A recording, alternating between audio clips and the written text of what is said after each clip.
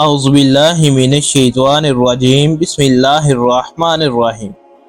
حضرت عبد مناف کے 5 بیٹے تھے، وہب، عبد الشمس، ہاشم، مطلب اور نوفل۔ حضرت وہب بن عبد مناف کی بیٹی حضرت آمنہ تھی، جبکہ حضرت ہاشم کے بیٹے عبد المطلب اور ان کے بیٹے حضرت عبداللہ تھے۔ یعنی حضرت عبداللہ اور حضرت آمنہ کا خاندان حضرت عبد مناف سے جا کر ملتا ہے۔ حضرت ہاشم کی اولاد بنو ہاشم کہلائی، جبکہ حضرت وہب کی اولاد بنو زہرہ کہلائی۔ حضرت آمنہ 549 عیسوی میں حضرت وہب کے گھر میں پیدا ہوئی۔ آپ بچپن سے ہی بے حد ذہین، حسین اور طاہرہ تھی۔ جیسے جیسے آپ پرورش پاتی رہیں، ویسے ویسے آپ کی پاک بازی اور اعلیٰ ترین سیرت و کردار کے چرچے عام ہوتے چلے گئے۔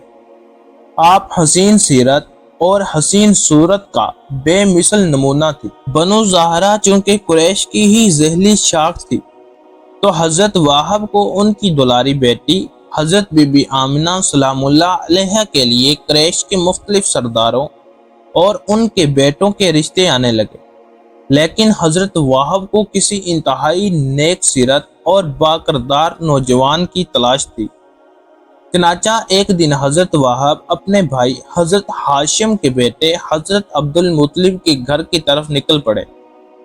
راستے میں وہ ایک عجیب و غریب منظر دیکھتے ہیں۔ آپ نے دیکھا کہ کوئی 70,000 کے قریب تلوار باز اور نیزہ باز لوگ ایک نوجوان کو گھیر کر کھڑے ہیں۔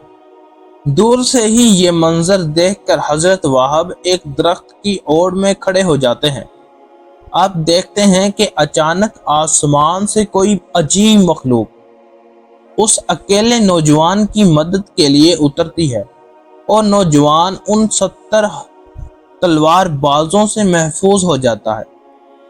واقعہ ہونے کے بعد حضرت وہب اس نوجوان کی قریب جاتے ہیں تو ان کی حیرت میں مزید اضافہ ہو جاتا ہے، کیونکہ وہ لڑکا آپ کے بھتیجے حضرت عبد المطلب کا بیٹا حضرت عبداللہ تھا۔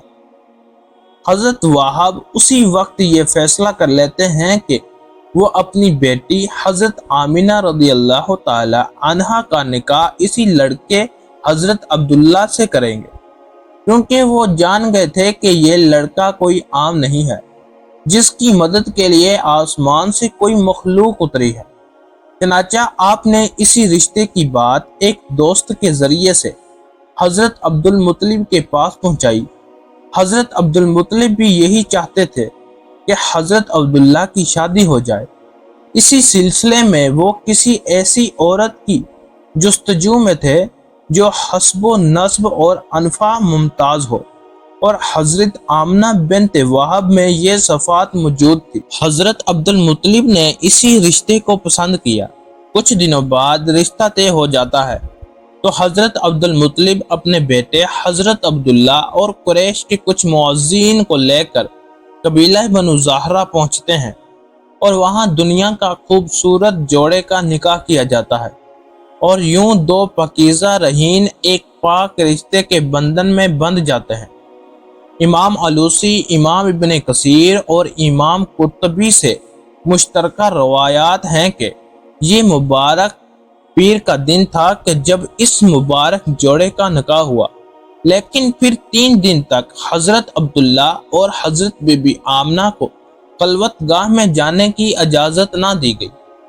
اس کی ایک تو یہ وجہ ہے کہ حضرت جبرائیل علیہ السلام نے حضرت عبداللہ کو بتایا تھا کہ شب صفاف جمعرات کا دن ختم ہونے کے بعد شب جمعہ کو ہوگی، اور دوسری وجہ یہ بتائی جاتی ہے کہ یہ مکہ کے قبیلوں کا رواج تھا کہ شادی کے پہلے 3 دن تک نئے نکاح شدہ جوڑے کو تنہا نہیں چھوڑا جاتا۔